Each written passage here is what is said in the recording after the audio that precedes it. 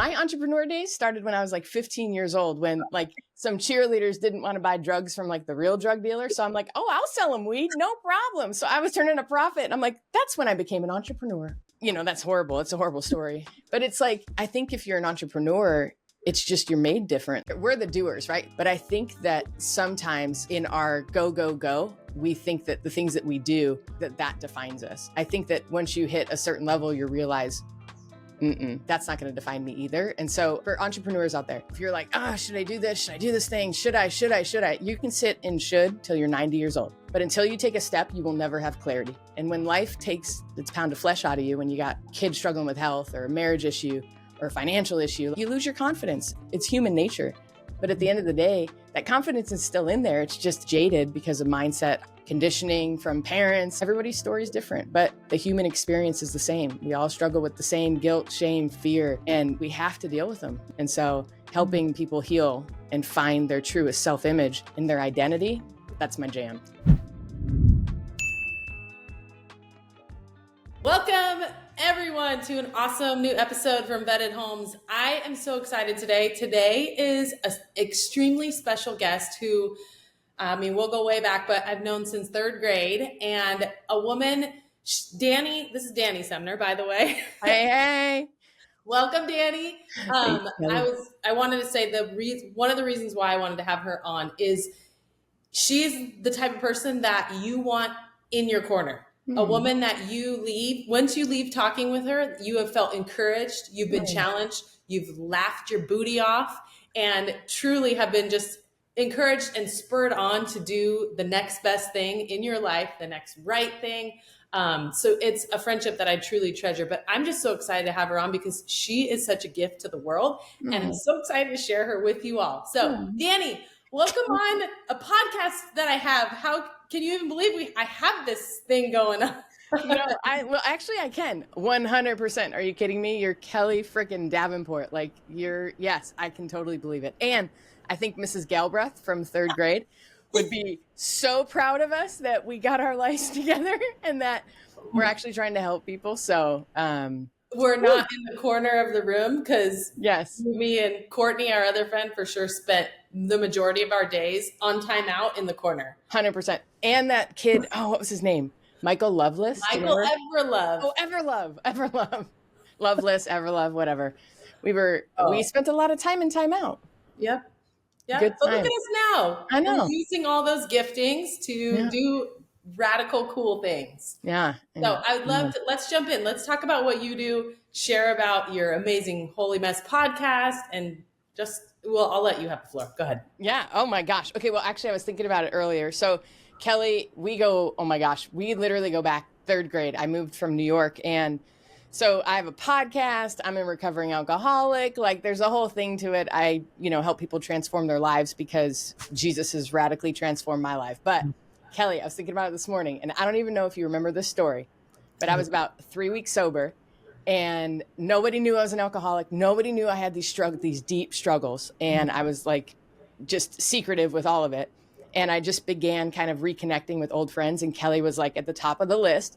And I came to your house, and you had cute little like Levi and Ty, and you did. I think they were like little then. Anyways.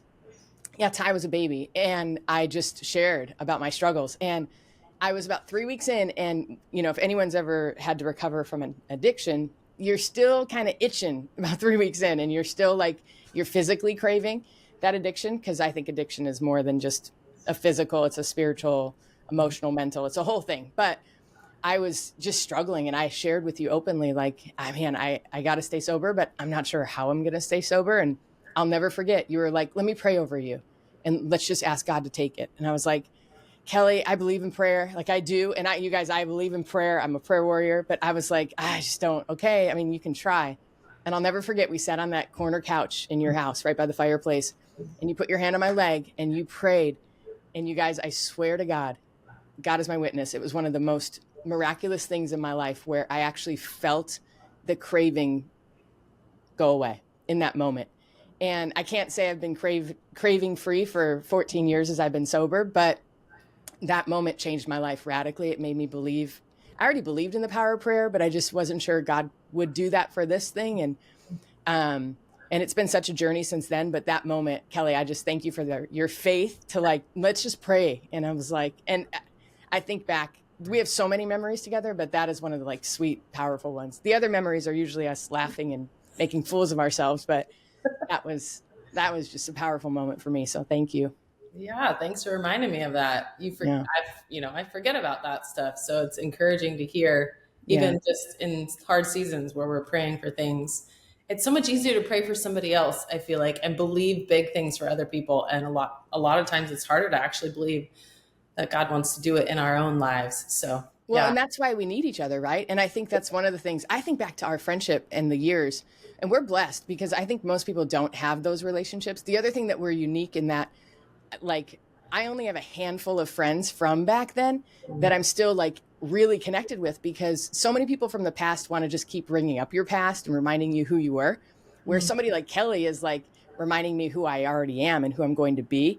And so you guys, if you have one or two or three of those friends, hold on to them like nothing else, because the people that don't define you by your past, but actually believe in who you're becoming, that's gold. And so like to have a Kellie in my life, and we're blessed because we have a handful from third grade, which just blows my mind. But not everybody has that. And so I don't ever want to take that for granted, because you've had this entrepreneurial believe in you spirit since day one of your life. It's who you've been. So I love it. I love that you're living this gifting out too now and helping so many people. I was thinking back to the softball days where I was like, I know you can get a hit. I know you can do it. I'm like, Dani, throw that girl out at second. We'll get her. Exactly. So, yeah, like just do it. Just try. What do you have to lose? Well, and going back to your San Diego State days, are you kidding me? You guys, do you know who you're getting coaching from? Kellie Davenport. Like, she's like Hall of Famer softball. Have you told the softball story? No. Do they know who you are? Kellie! What? Okay. Sorry, I'm a podcaster, so I'm used to asking questions. Can we just turn the table for a moment?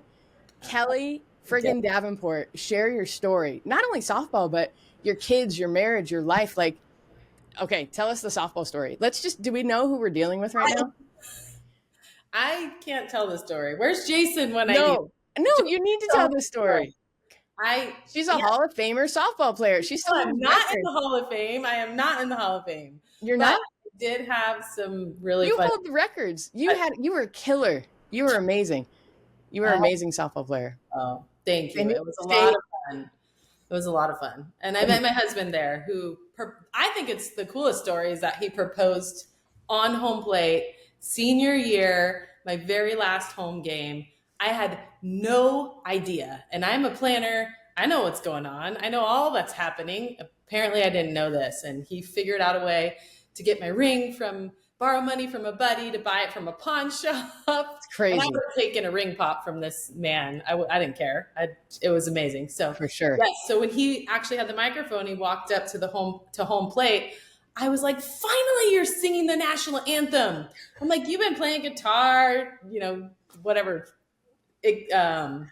serenading me our whole entire dating relationship. I'm like, get up there and sing the national anthem. So he had the microphone. So that's what I thought. I'm like, you finally are doing it. It's so cool. And then I start listening to what he's saying. I'm like, oh my gosh, what is happening? I did. I went like down on my hands like I was going to throw up. No, totally. It was so exciting. You still have that picture? I was there.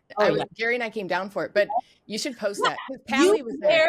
And so many other family members. That was the other thing. I'm like, oh my gosh, they didn't come all 4 years, but they knew it was my senior year. They're like, I got to show up. It's her last game. Heck no. I was coming for the proposal. Let's go.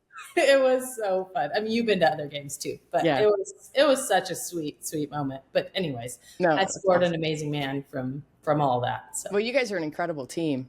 Yeah, we work really well together. Yeah, you do. And just what you've put together, even in your business, it's extraordinary.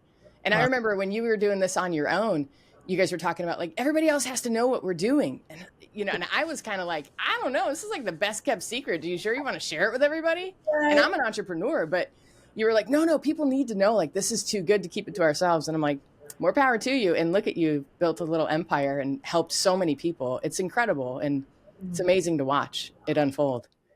Well, thank you. And I could not have done it without someone like you in my corner who was reminding me when it was hard, or when, should I be doing this? Like, being on social media, being on screens is not my thing. I'd rather just love on my family and do my job and work and not do all of this stuff. But you've encouraged us to kind of step out, and I still don't necessarily love any of the screen stuff, but you're right. It was something that was so good for us and our family, and having our midterm rentals change our lives. I couldn't help but share that with other people, and so it's been a blessing with Jason and Jackie coming alongside them and creating something that I think is really incredible, and it is helping people, and that people are providing amazing homes for families who have been displaced. And I am just honored to be a part of it. And it's really, really fun. I love that. Thank you for believing in me on the days when I wasn't necessarily believing in myself. Well, you're easy to believe in, Kellie. I mean, I think it's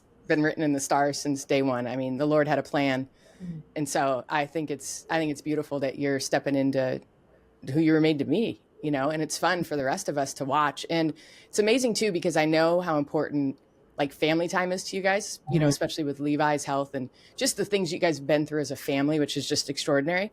And so I feel like, isn't it just so God to provide for you in a way where you get to still be home with your kids and make a killer living and take care of people and bless people. And I know what you do for your clients. Like, you go above and beyond. So, but that's just who you are. Like there's a scripture in the Bible where it talks about like, there's no guile in Nathaniel, this amazing man. And like, there's no guile in the Davenports. Like there's no like pretense. Like Jason is one of my husband's like favorite guys on the planet. Like just, he's the real deal. Like they're just the real, if you haven't met the Davenports, like you need to meet the Davenports. They're just like the real deal, genuine, awesome, generous, just great people, like honest. And so you guys have been just such a support to me and my hubby. Frankly, I don't know where I'd be without you guys. So I'm so grateful. Well, thank you so much. You're so sweet. Look at this love fest. Look at our friends are going to literally be like you guys are being so nice to each other. We are nice to each other. We'll get to the sarcasm between one another, and like we really do. And like when we went shopping, so I went to her, I went to her house, and we had a little girls' weekend, and we went shopping, and I came out. I was like, oh my gosh, don't I look good? She's like, heck no, go take that off. I was like, excuse me? And she's like, no, I'm too good of a friend to let you walk around in public like that. And I'm like, wow, only you would be that honest with me. And I'd say thank you, but it's fine. And you would appreciate it. Yeah, I do. You're going to wear that? I did a speaking event and Kellie came to it. She's like, you're not wearing that. I'm like, what am I going to wear? You're like, gave me your outfit. Like, yeah. Yeah, I was like, these earrings would look good. You're like, do this. Here, let me do your hair real quick. I was like, I thought you came back to give me a hug. She's like, no, I came back to fix you. I was like, thank you. We all need friends like that, you guys. I'm telling you, that does it in love. I mean, isn't that just so how Jesus wanted it to be? Absolutely. So. Well, okay. Well, that's an amazing segue into what you do. Let's talk about your podcast. Let's talk about your program. Let's talk about all the amazing things that you've rolled out in the last couple of years, which, by the way, I'm so incredibly proud of you, because everybody needs to hear what you have to say and how you love on people. You are one of the most genuine people that I know. And so approachable, so non-judgmental, and still tell it like it is, and push us to who God created us to be. And I just, I love being in your presence. But let's share about you. I want to hear about it. Well, thank you. Wow, what an intro.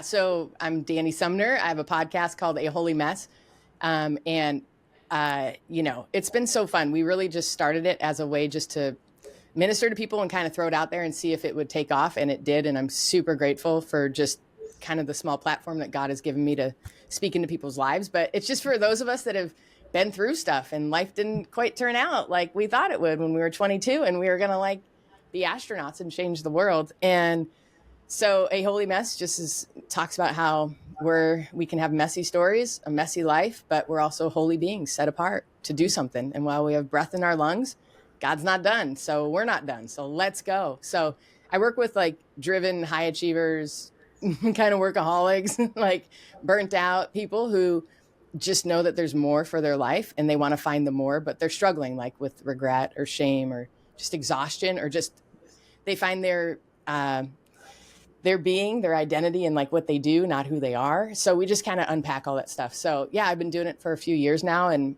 I'm so grateful. It's been so fun. I mean, I just marvel at like how God, you guys in here, for entrepreneurs out there, You know, if you're like, oh, should I do this? Should I do this thing? Should I? You can sit in should till you're 90 years old. But until you take a step, you will never have clarity. So if you want clarity, take action. That's the only way to find clarity. People always ask me, like, how do I get confidence and clarity? And I'm like, try something. Just try it. And you'll find out more answers. You'll find out what to do. Like the answers appear as you move forward. Like the teacher appears when the student is ready. And if you're still sitting on your heels, sitting in the dugout, you're never going to know how to hit the pitch. Like get out there and try it. And anybody who's been an entrepreneur for any amount of time knows sometimes you got to try things a few times, a few different angles, but it's that tenacity and grit that a lot of entrepreneurs have that make them so successful. And so you just can't give up. You just got to keep trying. And when life takes, you know, it's pound of flesh out of you, when you got kids struggling with health or a marriage issue or a financial issue, like you lose your confidence. It's human nature.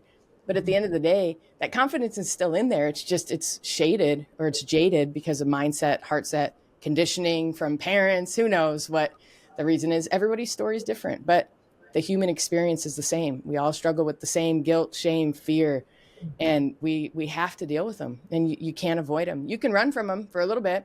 I drank to run from them. Didn't work. I took some pills to run from them. Didn't work. I spent money, got us into debt.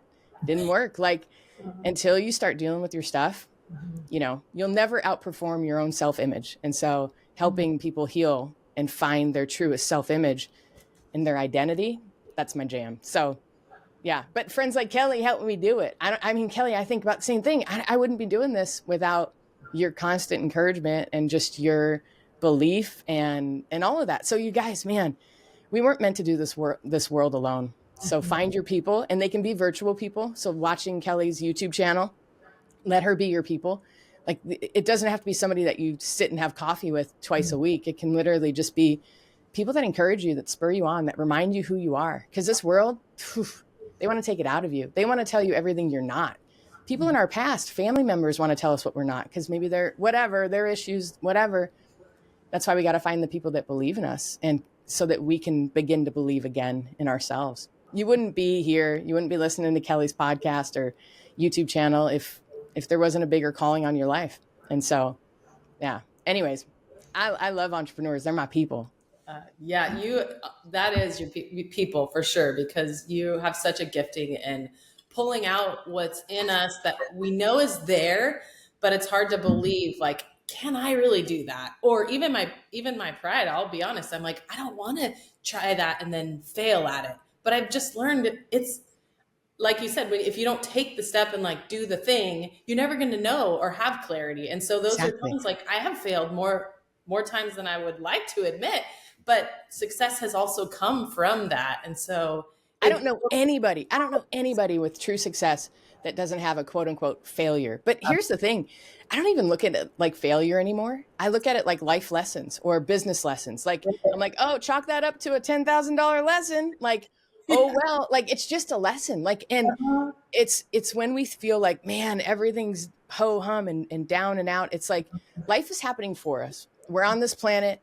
We're here for just such a short amount of time compared to eternity. What do you want to do with it? And we get to choose. Like, we get to get our power back, so to speak, you know, God ordained power with the Holy Spirit and stuff. But man, we have such a short time. And that's what happened to me. I didn't want to waste any more time living in like the shadow of what if, should I, would I, could I? It's like, let's just go, let's do it. It's so funny too, because this whole entrepreneur thing, I was thinking back to like high school. Like my entrepreneur days started when I was like 15 years old, when like some cheerleaders didn't want to buy drugs from like the real drug dealer. So I'm like, oh, I'll sell them weed, no problem. So I was turning a profit. I'm like, that's when I became an entrepreneur, when I could sell weed to cheerleaders because they wouldn't buy it from the real drug dealer, but they'd buy it from me. And it's like, that's horrible. It's a horrible story. Sorry if you got kids watching, turn that off. I regret it. I totally regret it. But it's like, looking back, like, I think if you're an entrepreneur, it's just, you're made different. Like you're made for more. You want more. You always are like going, you're driven. It can be an exhausting way to live too, because it's like never enough. When is enough? Oh my gosh, I never have enough. But it's just taking care of your heart, mind, soul, and body is so important, because I think there's a little bit of ADHD too for entrepreneurs, because like your brains go quicker. And so you got to have grace for yourself and, just kind of tame the bull a little bit. as you do it. Yeah. I went off on a tangent there. Sorry, your editor may want to cut that part out. No, it's so good. I love it. Somebody needs to hear that. So Oh, yeah. I'm super thankful. I wanted to ask you, what is something that you're excited about these days? What do you got going on that's exciting? Yeah, in business or in life? Well, it's kind of both. Let's do both. Let's start. I'm super pumped. Well, we have our kids. Kenzie's finishing up her first year of college, so I'm super excited to have her home for the summer. And then Zach's, little track stud, football stud. So it's been a really fun, like, parenting stage. You go through these ups and downs in parenting where it's like, oh my gosh. You do? No, I mean, I didn't. Did you?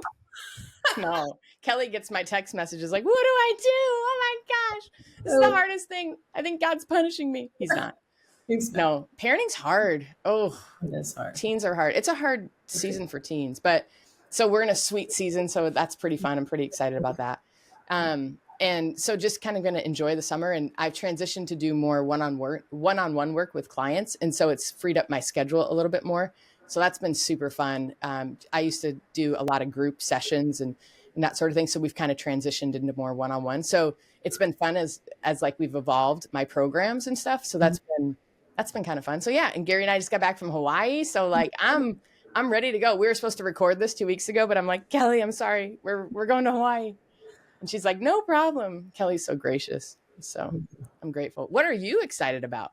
Look at me. I can't just answer questions. Like, let's turn it around. You're a total host. Can we talk about Levi's awesome health report? Can we talk about how that whole miracle? Yeah. I mean, I guess a little backstory before the miracle, but our oldest son has cystic fibrosis. He's 19 now and has been quite a miracle child, I would say, in the CF world. He has not been hospitalized for a 14-day stay since he was 2 years old. And I knew it was incredible, but I didn't realize how rare that was until we were in the hospital 2 weeks ago? Yeah, I think so. And every nurse and doctor so the reason we were in the hospital is because his lung function had dropped significantly and they were concerned about it. And so a lot of times they'll bring the kiddos in and, give some heavy IV antibiotics, increase his treatment. And they wanted to do some exploratory bronchoscopy to figure out what was kind of going on, see if he was brewing something in his lungs. So we geared up for it. We weren't excited about it. Levi was not excited about it. He actually was feeling really well. So it was kind of odd. But they had said, yeah, you're coming in for 2 weeks. And so we were prepped and planned and ready for that. Yeah. And we got there and, I mean, my son, for those of you who know him, is like an adrenaline junkie. Nothing holds him back. Cystic fibrosis does not hold him back for 1 minute in anything he does in his life. He does everything full force, loves life, lives life, and is such just a fun person to be around. Totally. So I was actually a little bit excited to hang out with him for 2 weeks straight. Like as a mama, my son's going like to manhood and, graduating high school. I was kind of like, oh my gosh, this is like us in a little room. Well, I guess it could go one of both ways. Like, where you're like, oh no, this is horrible. He probably was like, oh man, mom and I are hanging out a lot, but I had plans to like play games, watch movies. Actually, I was going to sit back. My real plan was to sit back and watch him become a young man and take care of himself on his own. And so that was a hard transition because I've raised him my whole life.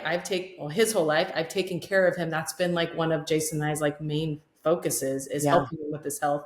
But now that he's an adult, I kind of was like, this is a good trial run of where I sit back as your mom and let you be the patient and you get to be the adult. So I did. I sat back. And so it was really sorry, here ADHD, we're talking about this. Here I go on my tangent. No, I love it. But I sat back and I was like, I'm going to let him lead the best that I can.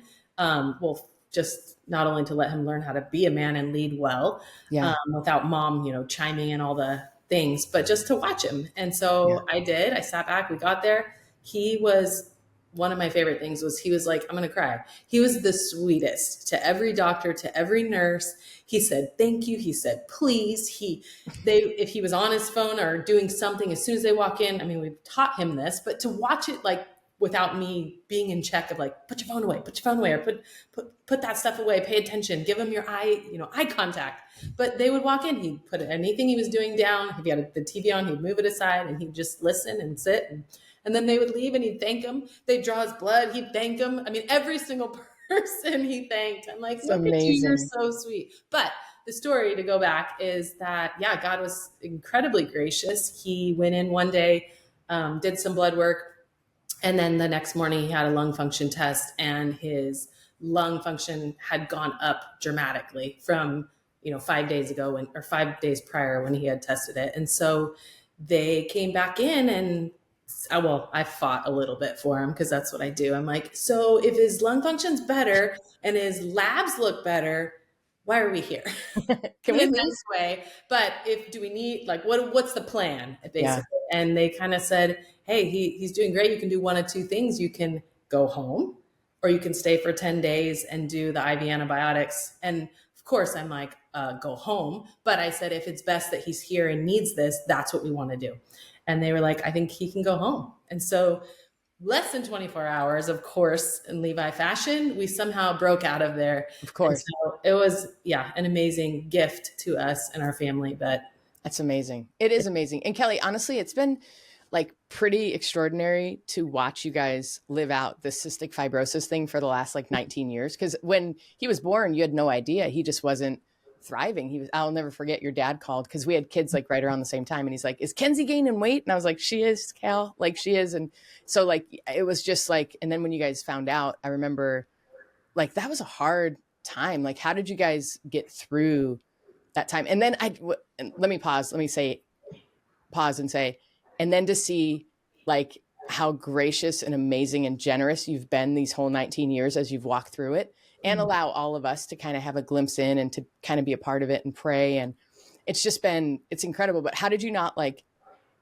lose hope? I mean, cystic fibrosis is not a joke, it's a very serious disease. And so like, I don't know, I'm always awestruck with how well you and Jace have always handled that. And I know it's your faith, but it's been beautiful to watch you guys live this out. And you were so young when it all happened too. Yeah. I mean, I don't know. I don't feel like it's anything that like I set out to do or try to do well. I mean, there's so much of it. I'm like, I don't even know what I'm doing. I'm just raising my firstborn. Yeah. That, had a lot of stuff that we had to go through for him and with him. But I do remember when he was first diagnosed, I remember that God like revealed to me that like, he's my son and that he's going to do great things. And so I was like, okay, but this sucks. Like, and I mean, I was very naive. I had no idea what cystic fibrosis was. And I remember the first like 3 things I heard was that he would be, I don't even know where this came from truly, that he'd be short, he would not be able to play sports, and he would die young. And I'm like, if you could ever put anything on all of the short, whatever, I don't care about that one. But the other 2, I was like, not play sports and die young. Like, what? No, this cannot be real. And he's the tallest. He's so tall.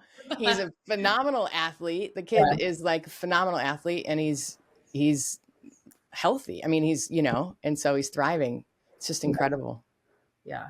Yeah. So we took it one day at a time. And I think a couple things my dad had always said, like, not the whole, like, why me, but the whole, why not me? Like, why not us kind of thing. And that was really, I liked that. I was like, yeah, you know what? Why not us? And then also I had an older gentleman who had cystic fibrosis that I had followed when Levi was really, really little.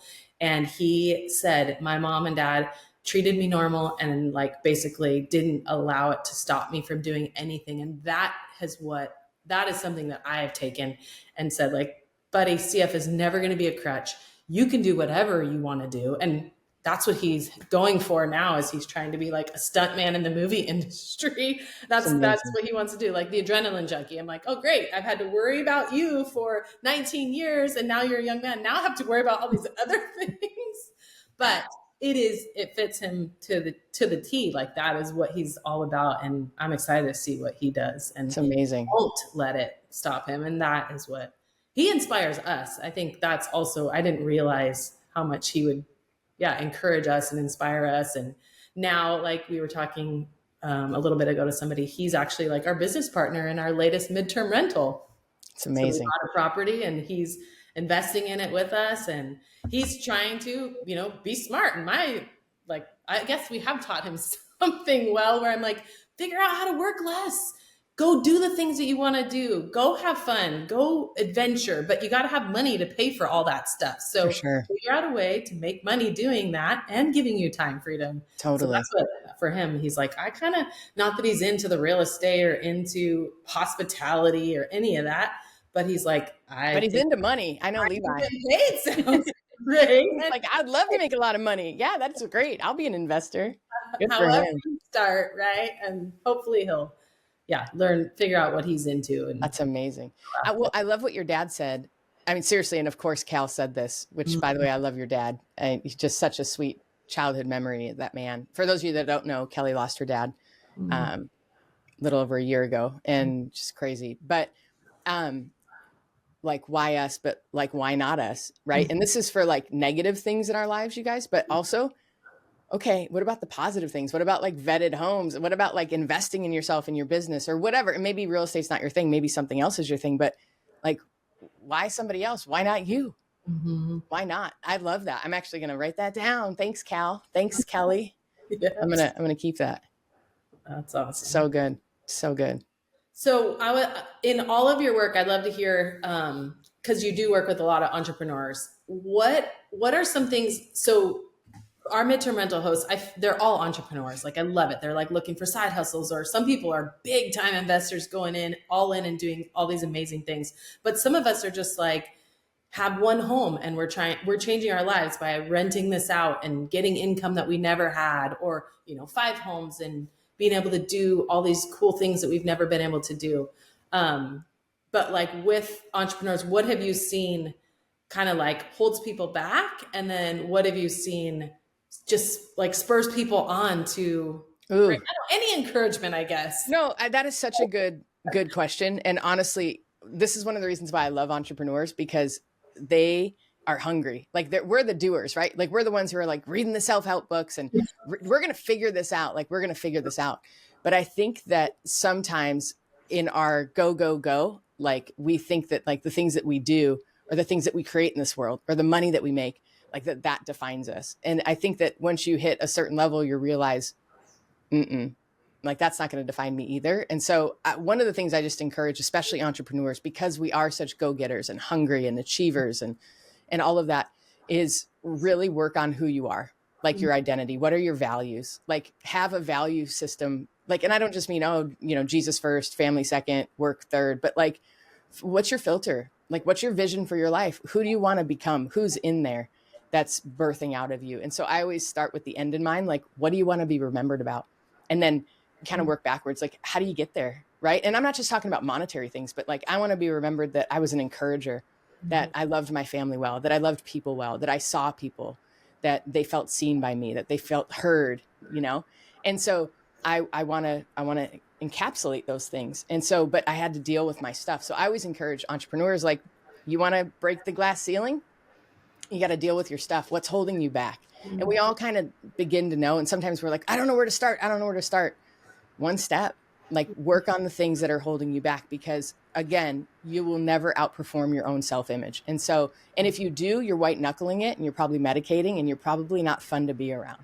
Right. And so you probably have like marriage issues or other issues, because we can white knuckle it for so long, but it does catch up with us. And so eventually you got to deal with your stuff. So I always encourage people, like, deal with it. The quicker you deal with it, the more things will multiply tenfold in your life, and not just financially or monetarily, although that, when the tide rises, all the boats rise.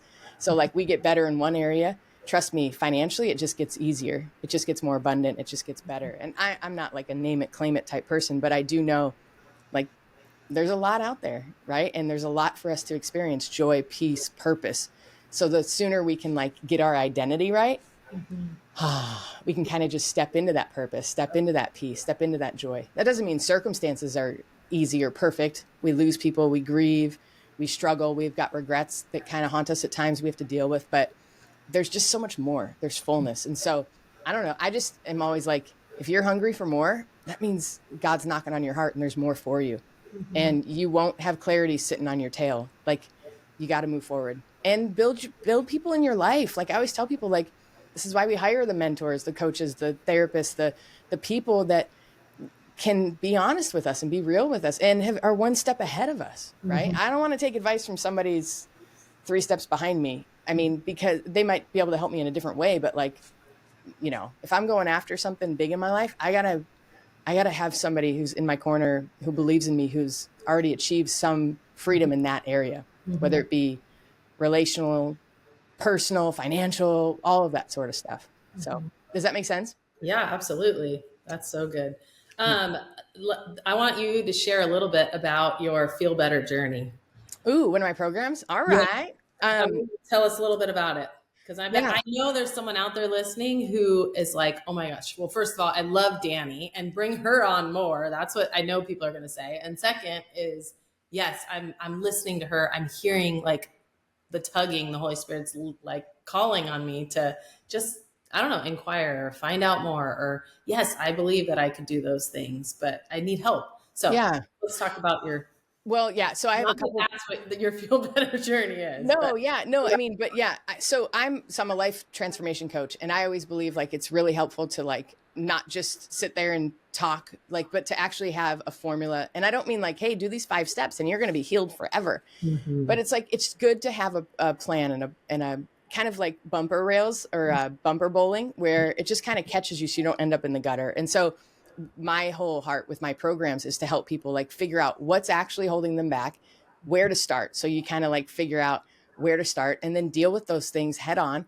And then it's all about heart set, mindset, even our physical bodies. I'm a huge believer in how we're triune beings, meaning we don't just have like, everyone's like, well, just think better thoughts and you'll feel better. It's like, okay, but that anxiety I feel, that's in my tummy. So, or I got a racing heartbeat at 3 a.m.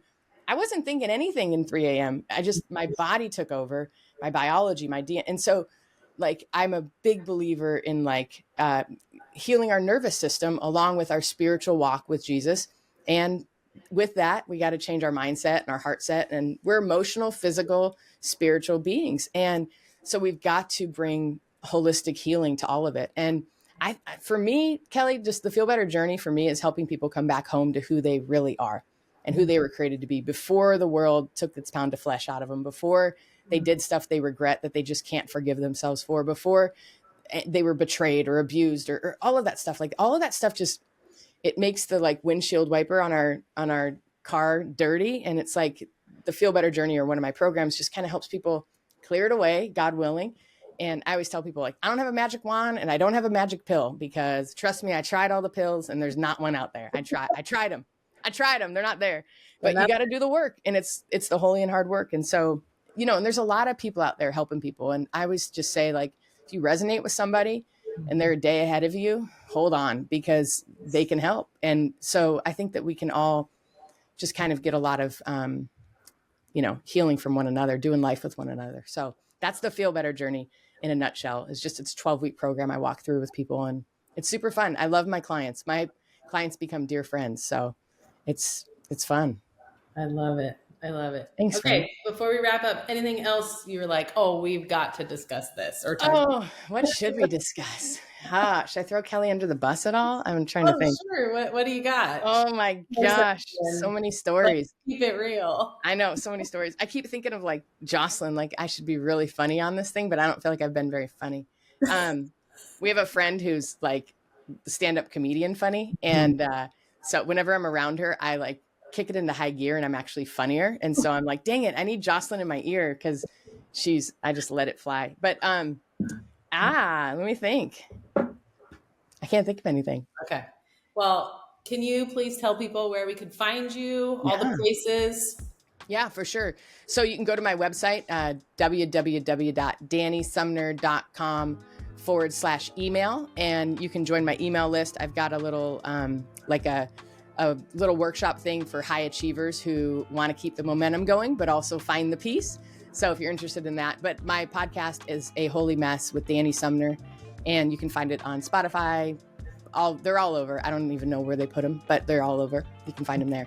So, yeah, take a listen. It is so worth it. Yeah, it'll change your life. Listen to her. join her program or check out all her free content on YouTube and podcasts and all that. So thanks, Dani, for coming on today. Kellie, thank you. Thanks for being you, and thanks for being my friend. And this was fun. You're awesome. I appreciate you. Yep. Love you. Love you, friend.